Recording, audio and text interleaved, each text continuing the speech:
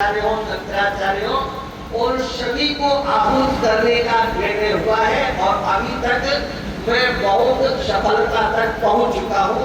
ये भी आपसे निवेदन करूं। और इसी दृष्टि से 5 सभाओं का एक कार्य रखा गया है जिससे कि सभी हमारे महापुरुष उसमें भाग ले सकें और उपस्थित होकर के अपनी बात को रख सकें। उसी के साथ साथ एक स्मारिका प्रकाशित करने का निर्णय किया गया है पूज्य महाराज श्री के नाम से स्मारिका। उसके लिए हमने एक संक्षिप्त जीवनी का निर्धारण किया है।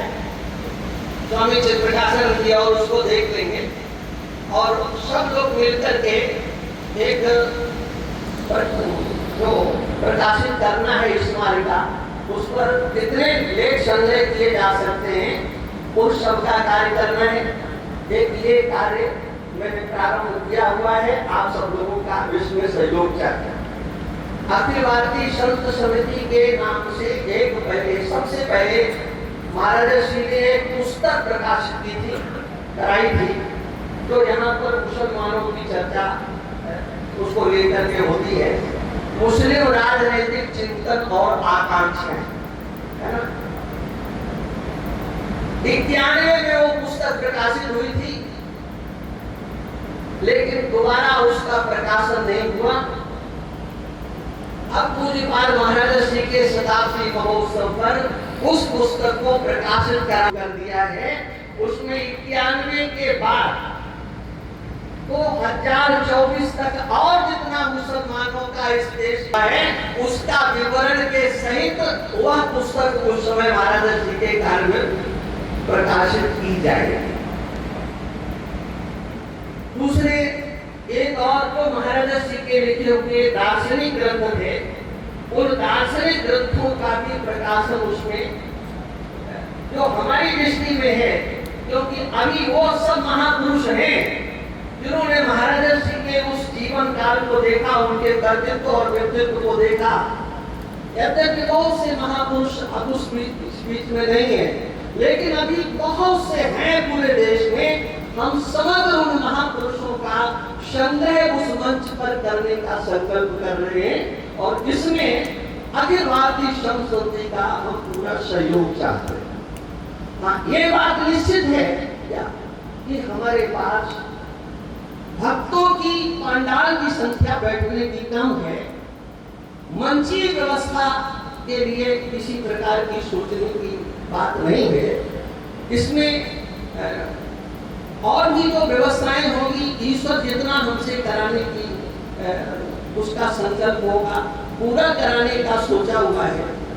जो और अच्छे से अच्छा हो सकता है, इसमें आप सब लोगों का जो और सहयोग, मतलब सुझाव के रूप में कहीं तो सहयोग के नाम पर मैं ये नहीं कहता हूँ कि कोई आर्थिक सहयोग की याचना मैं कर रहा हूँ। सहयोग आपका बौद्धिक हो, मानसिक हो, आप हमको उसी प्रकार से कराने की कृपा करेंगे। और ये कार्यक्रम दीर्घवशील है, इसमें हमारे संत महापुरुषों के पते हमारे पता नहीं है, फोन नंबर नहीं है, वो हमको उपलब्ध कराए जाए। हम स्वामी जितेंद्रानंद जी महाराज से अनुरोध करेंगे कि इस संबंध में कभी भी और बैठक किया जाए।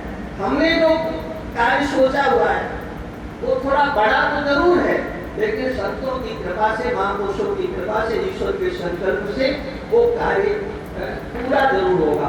पूज्यपाद महाराज जी ने 10वें स्कंद पर समग्र टीकाओं का सार लेकर के लगभग 14 अध्यायों पर कुछ लिखना शुरू किया था। वो 10वां स्कंद पूरा नहीं हुआ। वो प्रकाशन भी हम उस महाराज जी के शताब्दी महोत्सव पर मनाने का निश्चय पूर्ण करके छुपाने का निश्चय कर रहे हैं। एक और भी चर्चा कर दें कि इस उत्सव का जो नाम है वो पूज्य महाराज श्री के नाम के साथ शताब्दी आनंद महोत्सव। और वो भी आपको बताऊं क्या उनका कि दिमाग में बहुत उलझन चल रही थी कि इसका नामकरण कैसे हो। तो